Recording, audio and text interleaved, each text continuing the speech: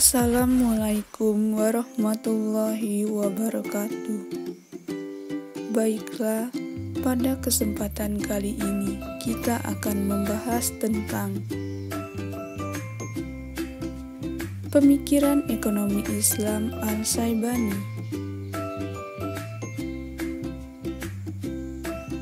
Nama lengkap Al-Syaibani yaitu Abu Abdillah Muhammad bin Al-Hasan bin Farqad Al-Syaibani, lahir pada tahun 132 Hijriah atau 750 Masehi di kota Wasit, ibu kota Irak, pada masa akhir pemerintahan Bani Umayyah. Ayahnya berasal dari negeri Saiban di wilayah Jazirah Arab. Bersama orang tuanya, Al-Syaibani pindah ke kota Kufa yang ketika itu merupakan salah satu pusat kegiatan ilmiah. Di kota tersebut, ia belajar fikih, sastra, bahasa, dan hadis kepada para ulama setempat seperti Mus'ar bin Kadam, Sufyan Tsauri, Umar bin Zar, dan Malik bin Mangul. Dalam menuntut ilmu, Al-Syaibani banyak berinteraksi dengan berbagai ulama. Layaknya ulama terdahulu, ia berkelana ke berbagai tempat seperti Madinah, Mekah, Syria, Basra, dan Khurasan untuk belajar pada ulama besar. Dari keluasan pendidikannya ini, Al-Syaibani mampu mengkombinasikan antara aliran Al-Rai'i di Irak dan Al-Hadis di Madinah. Di Baghdad, Al-Syaibani yang berprofesi sebagai guru banyak berjasa dalam mengembangkan fikih mazhab Hanafi. Selain itu, Imam Asy-Syafi'i sering mengikuti majelis pengajian Al-Syaibani.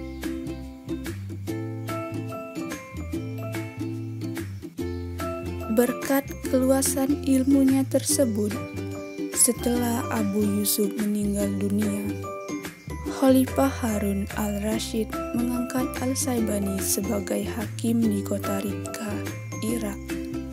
Namun, tugas ini hanya berlangsung singkat karena ia kemudian mengundurkan diri untuk lebih berkonsentrasi pada pengajaran dan penulisan fikih. Dalam menuliskan pokok-pokok pemikirannya, Al-Syaibani menggunakan istihsan sebagai metode ijtihadnya. Berikut hasil karyanya yang dapat diklasifikasikan menjadi dua golongan. 1.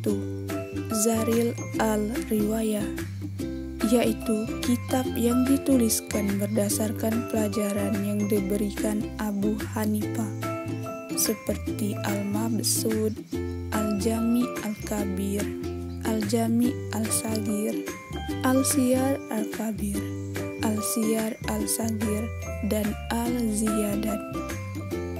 2. Al-Nawadir, yaitu kitab yang ditulis berdasarkan pandangannya sendiri, seperti Amali Muhammad fi Al-Fiqh, Al-Ruqayyat, Al-Makharij fi Al-Hiyal, Al-Rad ala Al-Madinah, Al-Ziyadah, Al-Atsar, dan Al-Kasab.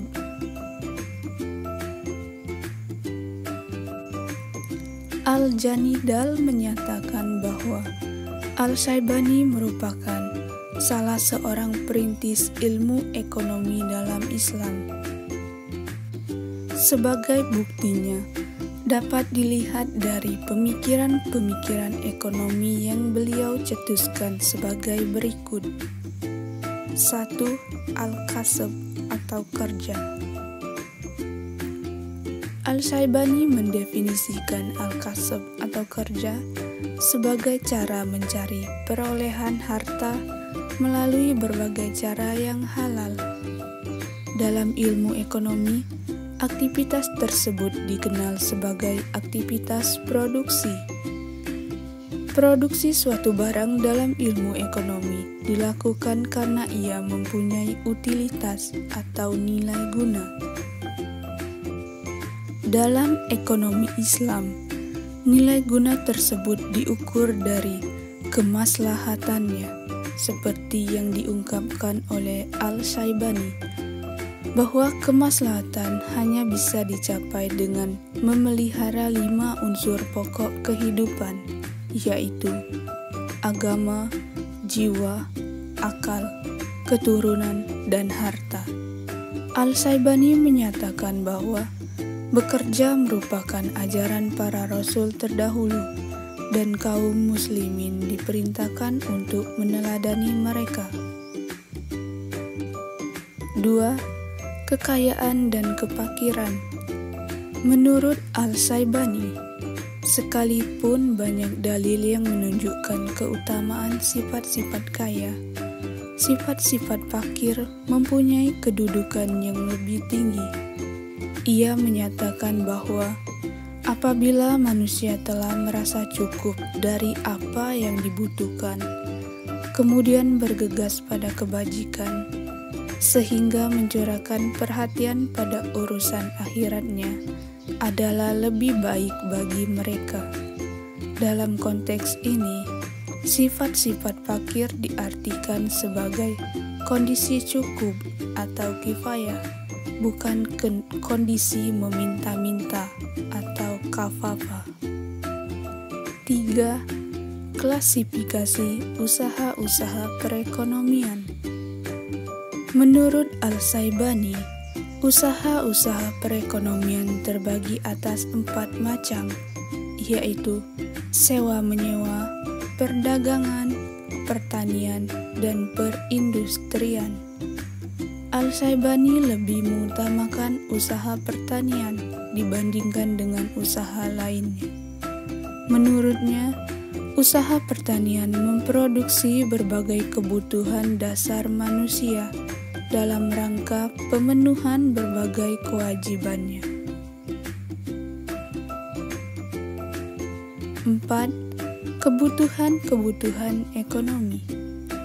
Al-Syaibani mengatakan bahwa sesungguhnya Allah menciptakan anak-anak Adam sebagai suatu ciptaan yang tubuhnya tidak akan berdiri kecuali dalam 4 perkara, yaitu makan, minum, pakaian, dan tempat tinggal.